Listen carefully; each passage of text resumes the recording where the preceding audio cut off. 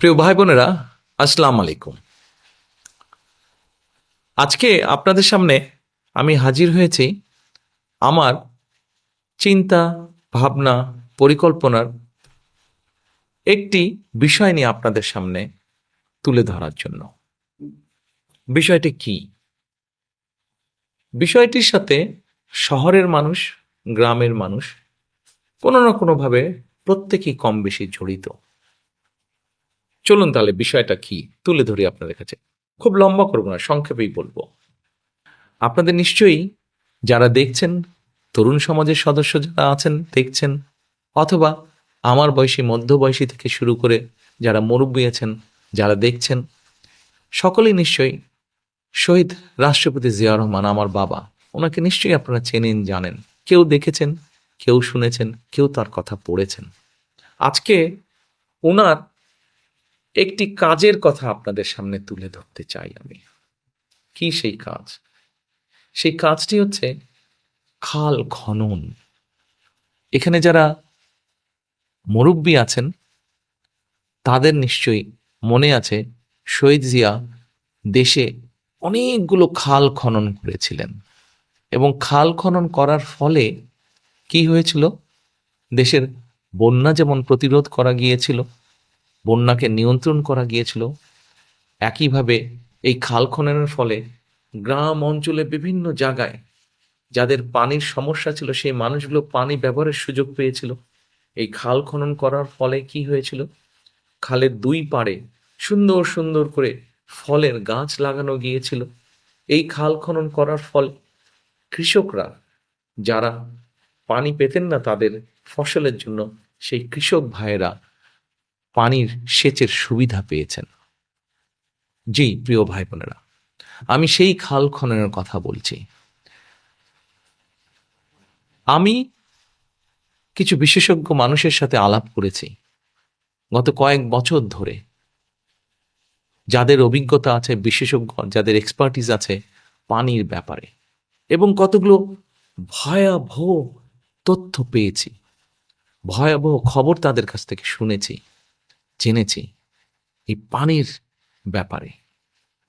তার সবগুলো না হলেও দু একটি কথা আপনাদের সামনে তুলে ধরি। আপনারা যারা দেশ গ্রামে থাকেন, গ্রাম অঞ্চলে থাকেন, তারা নিশ্চয়ই খেয়াল করে দেখেছেন, আপনার বয়স যদি আজকে 40 বছর হয়ে থাকে, ধরলাম একটি উদাহরণ হিসেবে ধরি, আপনার বয়স যখন 15 বছর ছিল বা 15 থেকে 20-এর মধ্যে ছিল, তখন নিশ্চয়ই আপনার খেয়াল আছে আপনার আশেপাশে যখন কোনো একটি টিউবওয়েল বসানো হতো, তখন হয়তো 50 ফিট, ম্যাক্সিমাম হয়তো 100 ফিট ভেতর গভীরে গেলেই পানি উঠত। কিন্তু ঠিক সেই একই জায়গায় এখন হয়তো কয়েক শত ফিট ভেতরে গেলে তখন পানি উঠে। অর্থাৎ কি দাঁড়াচ্ছে? দাঁড়াচ্ছে যে আমাদের মাটির নিচে যে পানি আছে সেই পানিটা আস্তে আস্তে আমরা ব্যবহার করার কারণে পানির স্তরটা নিচে নেমে যাচ্ছে। যারা আপনারা ঢাকা শহরে আছেন, সবগুলো শহরের কথা আমার মনে নেই, ঢাকা শহরের কথাটা আমার মনে আছে। যারা ঢাকা শহর আছেন তাদের জানার জন্য বলছি, এই ঢাকা শহরে আপনি যদি একটি টিউবওয়েল বসান এখন, আপনাকে মিনিমাম 6 থেকে 700 ফিটের মতন গভীরে যেতে হবে, তাহলে আপনি পানি পাবেন। আমি যে বয়সের কথা বললাম সেই বয়সের একটি ঘটনা আমার মনে আছে। সেই বয়সে আমরা তখন ঢাকার সেনানে বেশি থাকতাম। 25-30 ফিট ভেতরে গেলেই পানি, মাটির নিচে গেলেই পানি বুদবুদ করে বের হতো। অথচ আজকে সেই ঢাকা শহরে 600 ফিট গভীরে যেতে হয়, তাহলে পানি উঠে। অনেক ক্ষেত্রে তারও বেশি যেতে হয়। এতে গেল একটি বিষয়। আসেন এবার, কেন খাল খনন করা আরেকটি জরুরি কারণে প্রয়োজন, যেই কারণে শহীদ জিয়াও খাল খনন করেছিলেন। সেটি হচ্ছে এই যে দেখুন, বছরখানেক আগে আপনাদের নিশ্চয়ই প্রত্যেকের মনে আছে, নোয়াখালী, লক্ষ্মীপুর, ফেনী এই অঞ্চল জুড়ে হঠাৎ করে সীমান্তের ওপার থেকে পানি ছেড়ে দিল। হঠাৎ করে বানের পানি এসে সব ভাসিয়ে ফেলল। হাজারো লক্ষ মানুষের ঘর ভিটে সব ডুবে গেল। মাঠের ফসল সব নষ্ট হয়ে গেল। চিন্তা করে দেখুন, কত বিরাট একটি অঞ্চল। আমরা যদি কল্পনা করি একটি বড় পুকুর, কত বড় পুকুর আপনি কল্পনা করবেন? ধরেন একটি বড় পুকুর, যেই পুকুরটির আয়তন লক্ষ্মীপুর, ফেনী, নোয়াখালী 3টি জেলার সমান। চিন্তা করতে পারেন কত বড় পুকুর। এই বড় পুকুরের গভীরতা যদি ধরেন 7 ফুট গড়ে, তাহলে চিন্তা করেন ওই পুকুরে কতগুলো পানি, কি পরিমাণ পানি। এই পানিগুলো আসলো, মানুষের ঘর বাড়ি, সম্পত্তি, ফসল সব নষ্ট করে দিল। 2 সপ্তাহ পরে পানিগুলো চলে গেল সমুদ্রে। কিন্তু আমরা যদি দেশে খাল খনন করতে পারি, তাহলে দেখেন এইভাবে যখন পানি আসবে বর্ষার মৌসুমে, অথবা হঠাৎ করে সীমান্তের ওপার থেকে যদি পানি ছেড়ে দেয়, পানি আসলো অথবা অতিবৃষ্টি হলো, তখন এই পানিগুলো ওই খালে জমা হবে। ওই খালে জমা হলে কি হবে দেখুন, ওই যে অত বড় পুকুরের একটা কথা বললাম, সেই পুকুরের পানিগুলো সব খালের ভিতরে চলে যাবে। মানুষের ঘর বাড়ি নষ্ট হবে না, জমির ফসলও নষ্ট হবে না, হাঁস মুরগি গরু ছাগল গবাদি পশুও নষ্ট হবে না। কিন্তু ওই পানিটাকে আমরা কাজে ব্যবহার করতে পারবো। কৃষাণ এই পানিটাকে ব্যবহার করতে পারবেন। ওই খালের দুপারে আমরা গাছ বপন করতে পারবো, গাছের চারা, ফলজ বৃক্ষ, ঔষধি বৃক্ষ বপন করতে পারবো। আমাদের নদীগুলোতে প্রয়োজন মতন খাল থেকে নিয়ে পানি ছেড়ে দিতে পারবো। আর ওই যে বললাম একটা গভীরতার বিষয়, যে আজ 600 ফিট, কোনো জায়গায় 1000 ফিট নিচে গেলে পানি পাওয়া যায়। আস্তে আস্তে নিচের পানিগুলো যে খালি হয়ে গিয়েছিল, সেই পানিগুলো আস্তে আস্তে ভরতে শুরু করবে। তখন আমাদের যে বড় বড় আম গাছ, কাঁঠাল গাছ, লিচু গাছ, এরকম আরও যেগুলো ফল ফলাদির গাছ হোক অথবা ছায়া বৃক্ষই হোক না কেন, এই গাছগুলোর শিকড়গুলোকেও কষ্ট করতে হবে না, অত গভীরে যেতে হবে না বেঁচে থাকার জন্য, পানি পাওয়ার জন্য। আস্তে আস্তে বৃষ্টির পানি, নদীর পানি, খালের পানি মাটির ভেতরে যাবে এবং ধীরে ধীরে ওই যে যেই পানি আমরা হারিয়েছি, সেই পানিগুলো আস্তে আস্তে আবার মাটির ভিতরে সেই স্তর উপরে উঠতে থাকবে। সেজন্যই আমরা পরিকল্পনা নিয়েছি এই সকল কিছু চিন্তা করে, যাতে বন্যাকে নিয়ন্ত্রণ করা যায়, যাতে অতিবৃষ্টির সময় যে পানি আসবে সেই পানিটিকে যাতে আমরা আমাদের প্রয়োজন মতন ব্যবহার করতে পারি, সেই পানি যাতে সমুদ্রে গিয়ে নষ্ট না হয়ে যায়। সেজন্যই আমরা খাল খনন করতে চাই, প্রিয় দেশবাসী। এবং আমাদের পরিকল্পনা আছে, ইনশাল্লাহ আপনাদের সমর্থনে, আল্লাহর রহমতে আগামী নির্বাচনে ধানের শীষ জয়যুক্ত হলে সারা বাংলাদেশে আমরা 20,000 কিলোমিটার খাল খনন করতে চাই। 20,000 কিলোমিটার খুব সহজ না, কাজটা বেশ কঠিন, কিন্তু আমরা সবাই মিলে যদি কোদাল ধরি, নিশ্চয়ই আমরা এই কাজটি করতে পারবো।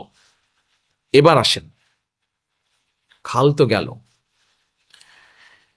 খালের পাশাপাশি এই খালের পানিকে যাতে আরো বৈজ্ঞানিক উপায়, পরিকল্পিত উপায়ে যাতে আমরা ব্যবহার করতে পারি, সেই জন্য কোনো কোনো জায়গায় কিছু কিছু ব্যারেজ নির্মাণ করতে হতে পারে, আমাদের করতেই হবে আসলে।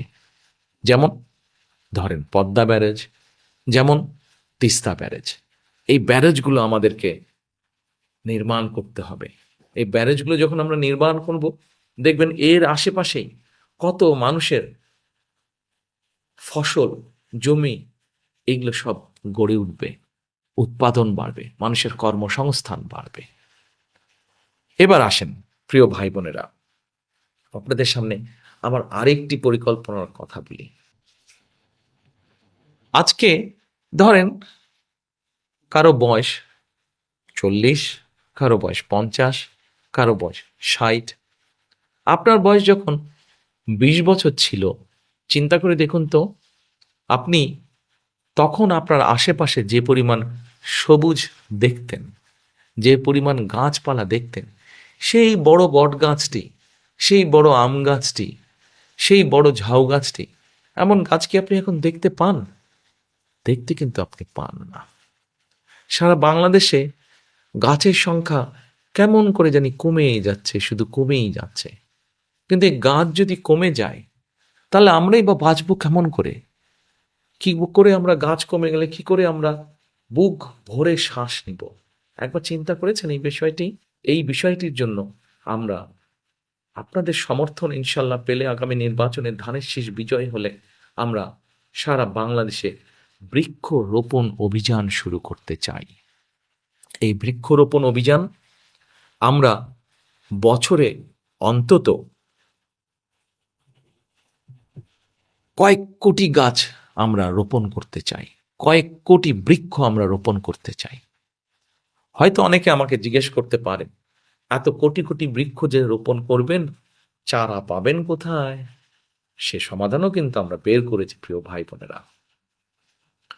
মোটামুটি বাংলাদেশের সবগুলো উপজেলায় একটি করে নার্সারি আছে এবং আমরা খবর নিয়ে দেখেছি এই নার্সারিগুলোতে গড়ে প্রায় 25,000-এর মতন বছরে তারা চারা উৎপাদন করতে পারে। 20 থেকে 25,000-এর মতন চারা উৎপাদন করতে পারে। প্রত্যেকটি উপজেলায় একটি করে সরকারি নার্সারি আছে। আমরা যদি একটু জোর দিয়ে একটু পরিকল্পনা করি তাহলে এই উৎপাদন প্রায় ডবলের কাছাকাছি করা সম্ভব, অর্থাৎ প্রায় 35 থেকে 40,000 করা সম্ভব। এবার আপনি হিসাব করে নিন যে যদি আপনি এক একটি নার্সারিতে প্রায় 40,000 চারা উৎপাদন করতে পারেন, তাহলে যতগুলো উপজেলা আছে 465 উপজেলা, কত চারা আপনি উৎপাদন করতে পারবেন? এ তো গেল সরকারি নার্সারির হিসাব। এর বাইরে ব্যক্তি পর্যায়ে সারা বাংলাদেশে, শুধু ঢাকা শহর না, প্রত্যেকটি জেলা শহর, প্রত্যেকটি উপজেলায় ব্যক্তি পর্যায়ে নার্সারি আছে। আমরা হিসাব করে দেখেছি, কম বেশি যতটুকু খবর আমরা জোগাড় করতে পেরেছি, বাংলাদেশে 1 লক্ষ নার্সারি আছে। আমরা যদি সবগুলো নার্সারিকে সুন্দরভাবে পরিকল্পিতভাবে সাজিয়ে নিয়ে কাজ শুরু করতে পারি, তাহলে বছরে 1 কোটি, 2 কোটি, 3 কোটি গাছের চারা উৎপাদন করা কোনোই অসম্ভব কাজ নয়। কেউ কেউ হয়তো জিজ্ঞেস করতে পারেন, আপনি কি সারা বছর গাছ লাগাবেন? নো নো নো নো, আমরা সারা বছর গাছের চারা রোপণ করব না। গাছের চারা তো রোপণ করবেন আপনি বর্ষার সময়, মনসুন সিজনে, অর্থাৎ 3 মাস সময় আপনার হাতে। বাকি যে সময়টি থাকছে, কম বেশি 8 থেকে 9 মাস সময় থাকছে, এই সময়টাতে আপনি চারাগুলো তৈরি করবেন। সেই পরিকল্পনাও আমরা তৈরি করেছি। এবং শুধু সেই পরিকল্পনায় নয় প্রিয় ভাই বোনেরা, ধরেন যেই গাছটি টেকনাফে হচ্ছে সেই একই গাছ তেঁতুলিয়াতেও হবে, কিন্তু স্বাস্থ্যটা একটু দুর্বল হবে হয়তো, কারণ টেকনাফের আবহাওয়া এবং তেঁতুলিয়ার আবহাওয়া একটু ভিন্ন, মাটিও একটু ভিন্ন। সেজন্য এরই ভিতরে আমরা পরিকল্পনা তৈরিও করেছি যে কোন এলাকাতে কোন গাছটা ভালো হবে। ঠিক নার্সারিগুলোকে পরিকল্পিতভাবে আমরা সেই টাইপের গাছগুলোকে, সেই ধরনের গাছের চারাগুলোই আমরা সেখানে উৎপাদন করব। এভাবেই আমরা সারা বাংলাদেশে বছরে কয়েক কোটি গাছের চারা রোপণ করব এবং ধীরে ধীরে আমাদের প্রিয় বাংলাদেশকে আবার আমরা সবুজ করে গড়ে তুলব। কাজটা কঠিন, কিন্তু আমরা সকলে মিলে যদি চেষ্টা করি, সকলে মিলে যদি আমরা একটি করে গাছ প্রতি বছর রোপণ করি, তাহলে অবশ্যই এই বাংলাদেশ সবুজ বাংলাদেশে পরিণত হবে। অর্থাৎ করব কাজ, গর্ব দেশ, সবার আগে বাংলাদেশ। প্রিয় ভাই বোনেরা, আজ এ পর্যন্তই রাখি। আল্লাহ হাফেজ। বাংলাদেশ জিন্দাবাদ, বাংলাদেশ জাতীয়তাবাদী দল জিন্দাবাদ। আসসালামু আলাইকুম।